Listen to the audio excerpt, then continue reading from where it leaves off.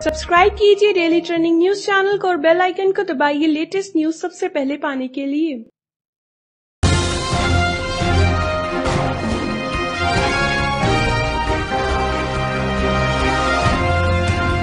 भारत के संविधान में कुछ बदलाव के लिए बिल लाया जाता है। संविधान में किसी प्रकार का परिवर्तन करने का अधिकार देश की संसद को है। ये प्रक्रिया कुछ जटिल मानी जाती है क्योंकि संशोधन विधेयक संसद के दोनों सदनों में पर्याप्त बहुमत से पास होना चाहिए।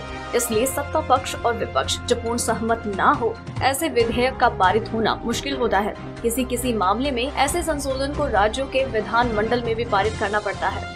अब तक कितने संविधान संशोधन? 1950 में संविधान लागू होने के बाद से अब तक 101 संशोधन किए जा चुके हैं। सोमवार को सरकार ने सवर्ण जातियों के लिए 10% आरक्षण का ऐलान किया। इसके लिए संविधान में संशोधन की जरूरत पड़ेगी। इससे पहले भी कई संशोधन हुए हैं जिसमें कुछ खास है।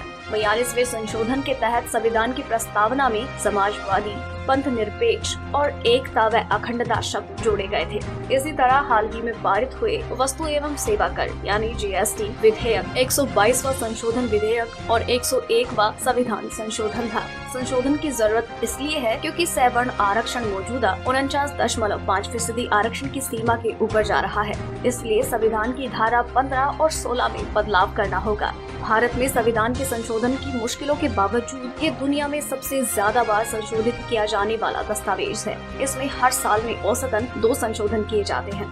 संशोधन की प्रक्रिया संसद में होती है। पहले इसे लोकसभा में भेजा जाता है और फिर राज्यसभा में। दोनों सदनों में इसे विधेयक के रूप में पेश किया जाता है। बारी बारी से इस विधेयक को दोनों सदनों में पारित होना जरूरी है। प्रत्येक सदन में 2/3 बहुमत से इसका अनुमोदन होना जरूरी है। इसके बाद कुछ खास संशोधन को राज्यों के विधायकों में पारित करना होता है। इतना कुछ होने के बाद इसे राष्ट्रपति के पास भेजा जाता है। राष्ट्रपति इसे मंजूर कर दे तो यह कानून में तब्दील हो जाता है। राष्ट्रपति के स्तर पर रुकावट की संभावनाएं ना के बराबर होती है। अनुच्छेद 15 में संशोधन। सवर्णों को आरक्षण देने के लिए सरकार संविधान के अनुच्छेद 15 में संशोधन करेगी। 10% कोटा तय करने के लिए इसमें धारा 4 जोड़ी जाएगी। संविधान संशोधन विधेयक पारित कराने के लिए दोनों सदनों में कम से कम 2/3 बहुमत जरूरी है। सरकार को लोकसभा में तो बहुमत है लेकिन राज्यसभा में नहीं। बीजेपी और कांग्रेस दोनों ने अपने सांसदों को व्हिप जारी करके लोकसभा में मौजूद रहने को कहा है। अगर आपको हमारी स्टोरी पसंद आई तो इसे लाइक करें और अपने व्यूज हमें कमेंट करके जरूर बताएं। डेली ट्रेंडिंग न्यूज की रिपोर्ट सब्सक्राइब करें हमारा चैनल ऐसी ही लेटेस्ट और इंटरेस्टिंग न्यूज के लिए।